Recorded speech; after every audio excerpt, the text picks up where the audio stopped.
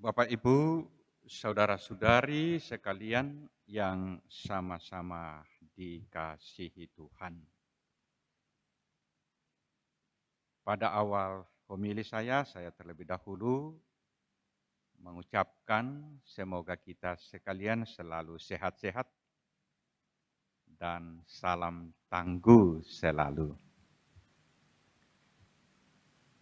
Begitu besar kasih Allah dalam dunia ini, sehingga ia telah mengaruniakan anaknya yang tunggal, supaya setiap orang yang percaya kepadanya tidak binasa, melainkan beroleh hidup yang kekal.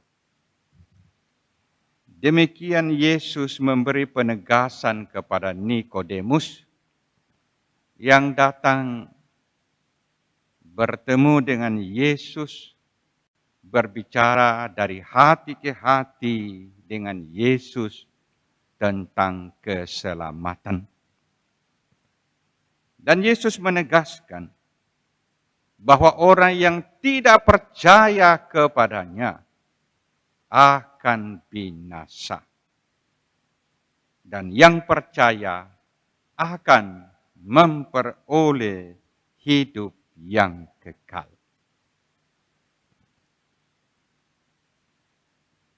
Saudara-saudara,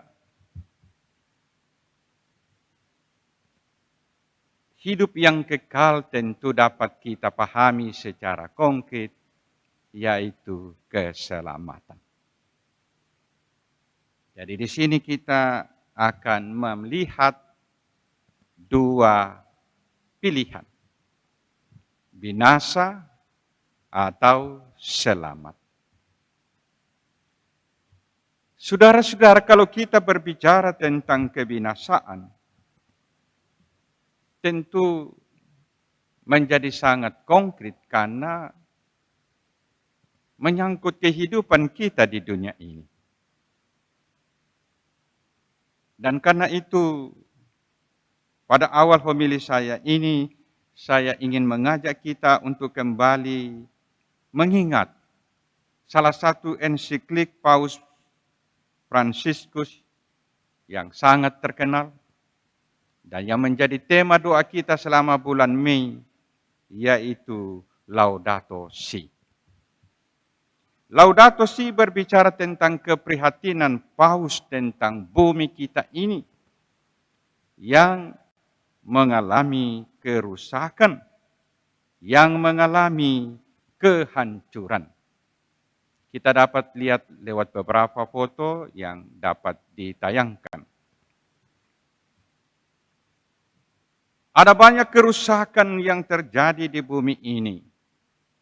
Ya, penebangan secara liar yang mengakibatkan banjir bandang.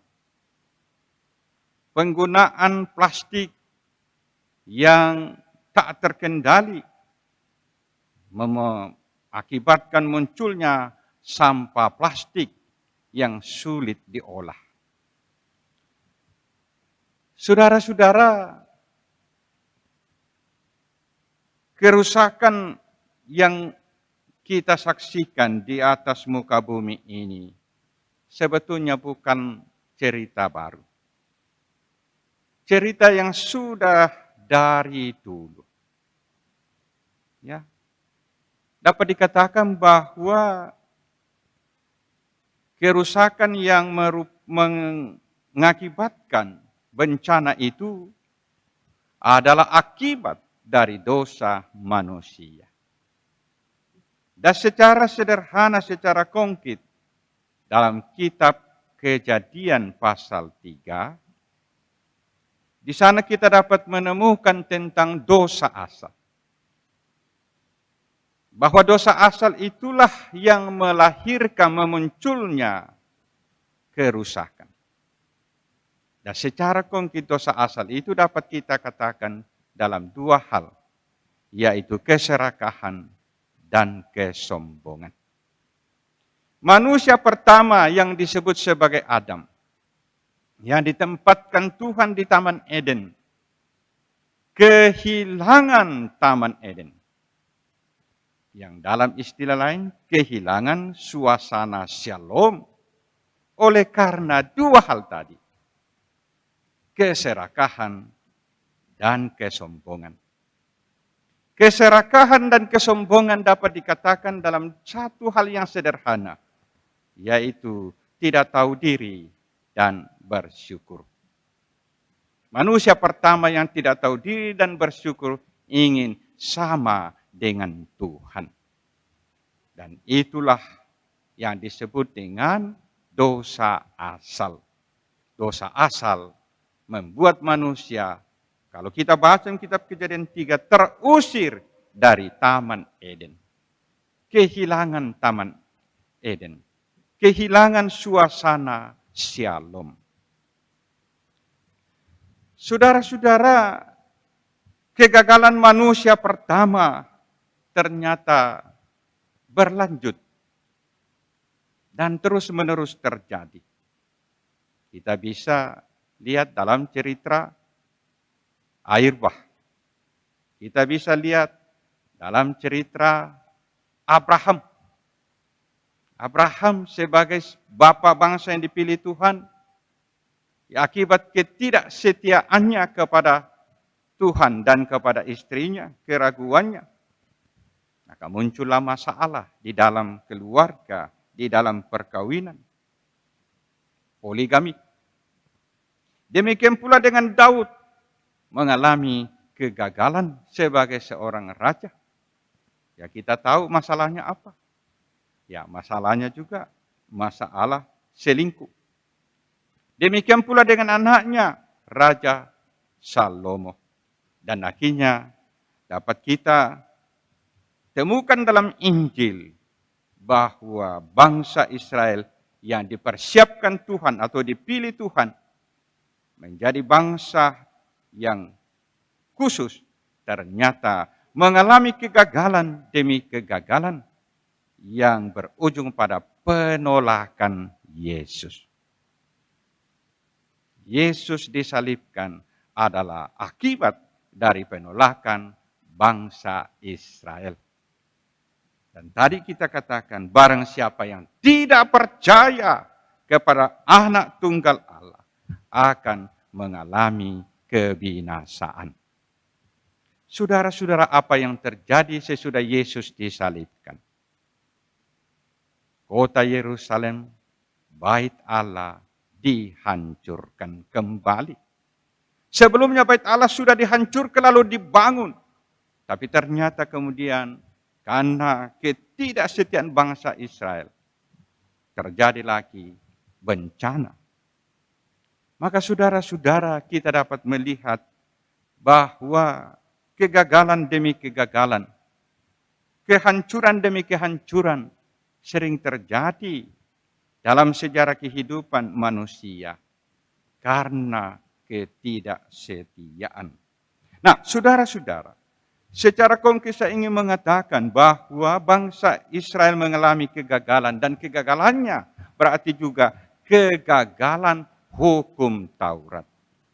Hukum Taurat adalah aplikasi dari 10 perintah Allah. Adalah penjabaran dari 10 perintah Allah. Sebagaimana dikatakan dalam bacaan pertama tadi. Nah, saudara-saudara, ternyata setelah Yesus disalibkan, ditolak bangsa Israel, kabar gembira tentang keselamatan yang dialami di dalam diri Yesus Kristus disambut oleh bangsa-bangsa non-Yahudi. Termasuk kita yang berkumpul bersama-sama. Karena itu sering dikatakan bahwa bangsa Yahudi telah menolak Yesus yang menjadi batu penjuru dalam sebuah komunitas yang baru, yaitu umat yang percaya kepada Yesus. Saudara-saudara, dengan menerima Yesus sebagai Sang Penyelamat kita, dengan menerima Yesus sebagai anak tunggal Allah, kita percaya bahwa melalui Yesus kita dapat tidak hanya bertemu, tetapi kita dapat bersatu dan bersama dengan Allah. Dengan menerima Yesus sebagai putra Allah, kita pun menerima bahwa meyakini bahwa kita hanya dapat mengenal Yesus karena Roh Tuhan, Roh Kudus hadir berkarya dalam diri kita. Kita tidak mampu untuk mengenal Allah. Kita tidak mampu untuk mengimani Yesus sesungguhnya sebagai Tuhan dan Juru Selamat kita. Tetapi karena Roh Tuhan hadir berkarya di dalam diri kita, maka kita akhirnya mengimani Yesus.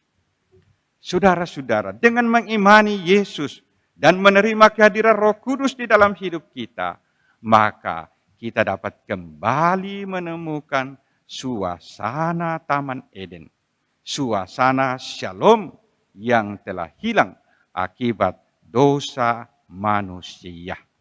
Nah, secara konkret, dengan menerima Yesus sebagai Sang Penyelamat kita, dalam pimpinan dan tuntunan Roh Kudus, akhirnya kita menemukan suatu persekutuan yang baru yang disebut dengan gereja. Kiranya dapat kita lihat sebuah foto yang menampilkan bagaimana komunitas yang baru yang bersatu dengan Kristus, yang mencakup semua orang yang mencari dan merindukan Tuhan. Semua bangsa manusia yang mencari dan merindukan Tuhan. Ada sebuah foto yang ditayangkan, yaitu foto pelataran Vatikan di sana, yang dipenuhi dengan begitu banyak peziarah yang datang ke Roma. Kita lihat foto pelataran pelataran gereja Santo Petrus, bagaikan tangan yang sedang membuka, yang mau merangkul siapa saja yang mencari dan merindukan Tuhan. Dan hanya orang yang percaya kepada Yesus dalam tuntunan Roh Kudus yang dapat bersama dan bersatu. Dan disitulah sebetulnya kita dapat memulai mengalami keselamatan. Bahwa keselamatan mulai kita alami di dunia ini oleh karena kita percaya akan Allah yang kita kenal, kita alami melalui Yesus Kristus dalam tuntunan Roh Kudus. Maka sesungguhnya iman kepada Allah Tritunggal adalah suatu kesimpulan bahwa keselamatan hanya dapat kita alami, hanya dapat kita temukan kalau kita menerima Yesus sebagai Tuhan dan Juru Selamat kita. Kalau kita menerima dan meyakini bahwa Roh Kudus selalu hadir di tengah-tengah kita, hadir di dalam gereja, hadir dalam dunia ini, menuntun kita. Karena itu saudara-saudara, saya ingin kembali mengajak kita untuk merenungkan bahwa kegagalan bangsa Israel adalah kegagalan hukum Taurat untuk menjadi jaminan keselamatan. Jaminan keselamatan bagi kita tidak lain adalah Yesus sendiri. Seperti dikatakan tadi, bahwa barang siapa percaya kepadanya, ia tidak akan binasa, melainkan akan memperoleh hidup yang kekal. Maka saudara-saudara, tidak usah kita berpusing-pusing untuk menjelaskan tentang paham Allah Tritunggal Maha Kudus, karena kalau kita berbicara tentang Allah Tritunggal Maha Kudus, sesungguhnya kita bicara tentang pengalaman kita, perjumpaan kita dengan Allah. Dan itulah sebabnya selalu dikatakan, misteri Allah Tritunggal Maha Kudus tidak selalu dengan mudah untuk jelaskan, untuk dipahami, tetapi dapat diyakini karena kita merasakan dan mengalami kehadirannya di dalam hidup kita. Maka marilah kita lanjutkan perayaan ini, kita berdoa. Semoga kita semakin boleh menemukan suasana shalom dalam hidup kita. Oleh karena kita boleh mengenal Yesus dalam hidup kita. Dan karena Roh Kudus selalu membimbing dan menuntun kita. Tuhan memberkati kita. Amin. Mari kita memperbaharui iman kita.